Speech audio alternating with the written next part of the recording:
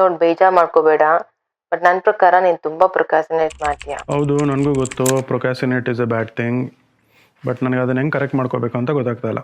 Don't worry, time management ಮೇಲೆ work ಮಾಡು, ಎಲ್ಲ ಸರಿ ಹೋಗುತ್ತೆ.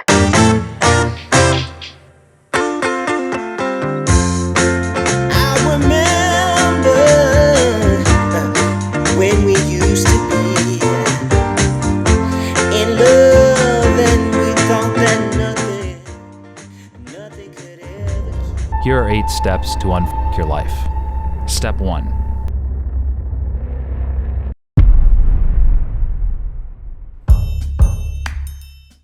ತುಂಬ ನಿದ್ದೆ ಬರ್ತಾ ಇದೆ, ಬಟ್ ಈಗ ಇದ್ರೆ ಲೈಫಲ್ಲಿ ಆಗಲ್ಲ. ಏನಾದರೂ ಮಾಡಲೇಬೇಕು ನನ್ನ ಲೈಫ್ ಜೊತೆ ಇವಾಗ. Step 1, cleanse the ಅರ್ತ್ಲಿ vessel. ಅಂದರೆ ನಮ್ಮನ್ನು ಕ್ಲೀನ್ ಮಾಡ್ಕೊಳ್ಳೋದು ಫಸ್ಟು.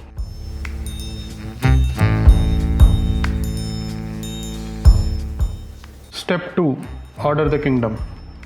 ಅಂದರೆ ನಮ್ಮ ಜಾಗನ ಕ್ಲೀನ್ ಮಾಡೋದು.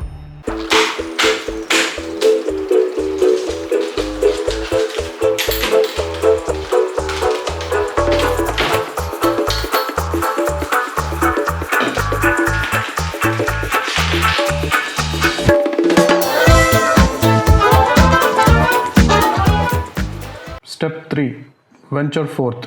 ಅಂದರೆ ಮನೆಯಿಂದ ಈಚೆ ಹೋಗೋದು. ಮನೆಯಿಂದ ಈಚೆ ಹೋಗ್ಬೇಕಾಗಿದ್ರೆ ಇಷ್ಟೊತ್ತರೆಗೂ ಮನೆಯನ್ನು ಕ್ಲೀನ್ ಮಾಡಿದೆ ಮತ್ತೆ. Okay, let's follow anyways. ಇವಾಗ ತಾನೇ ಮಳೆ ಬಂದು ನಿಂತಿದೆ, ವೆದರ್ ತುಂಬ ಚೆನ್ನಾಗಿದೆ ವಿಡಿಯೋ ಮಾಡೋಕ್ಕೆ.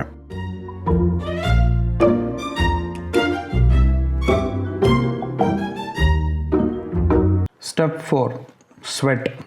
ಅಂದರೆ ವರ್ಕೌಟ್ ಮಾಡಬೇಕು. ವರ್ಕೌಟ್ ಮಾಡಿ ಸ್ವೆಟ್ ಆಗಬೇಕು. ಈ ಸ್ಟೆಪ್ ಸ್ವಲ್ಪ ಕಷ್ಟ ಅನಿಸುತ್ತೆ.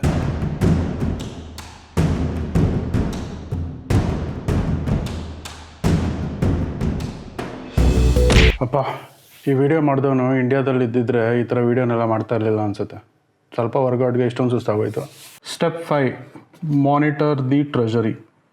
ಅಂದರೆ ನಮ್ಮ ಖರ್ಚುಗಳನ್ನೆಲ್ಲ ಮಾನಿಟರ್ ಮಾಡಬೇಕು. ನೆಸೆಸಿಟಿಗಿಂತ ಜಾಸ್ತಿ ಖರ್ಚನ್ನು ಮಾಡಬಾರ್ದು. ಫಸ್ಟ್ ಆಫ್ ಆಲ್ ದುಡ್ಡೇ ಎಲ್ಲ ಖರ್ಚು ಮಾಡೋಕ್ಕೆ ಅಟ್ಲೀಸ್ಟ್ ಈ ಸ್ಟೆಪ್ ಸ್ವಲ್ಪ ಈಸಿ ಇದೆ. Step 6, remove the hooks. ಅಂದರೆ ಬ್ಯಾಡ್ ಹ್ಯಾಬಿಟ್ಸ್ನ ನಮ್ಮ ಲೈಫಿಂದ ದೂರ ಇಡೋದು. ಫಸ್ಟ್ ಆಫ್ ಆಲ್ ನೀನು ಫೋನ್ ನೋಡಿ ಟೈಮ್ ವೇಸ್ಟ್ ಮಾಡೋದು ಕಡಿಮೆ ಮಾಡು.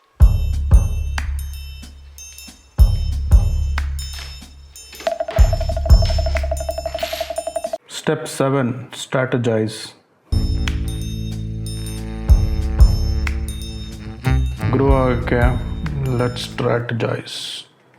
ಸ್ಟ್ರಾಟಜೈಸ್. ಫೀಲಿಂಗ್ ಕರೆಕ್ಟ್ ಆಗಿದೆಯಾ? ಏನು ಪ್ಲ್ಯಾನ್ ಮಾಡಿದ್ದೀನಿ ನಾನು. ಇದನ್ನು ನಾಳೆಯಿಂದನೇ ಇಂಪ್ಲಿಮೆಂಟ್ ಮಾಡಬೇಕು. Step 8, submit. ಅಂದರೆ ನಾನೇನು ಸ್ಟ್ರಾಟಜಿ ಮಾಡಿದ್ದೀನಿ ಅದನ್ನು ಇಮಿಡಿಯೇಟಾಗಿ ಎಕ್ಸಿಕ್ಯೂಟ್ ಮಾಡಬೇಕು.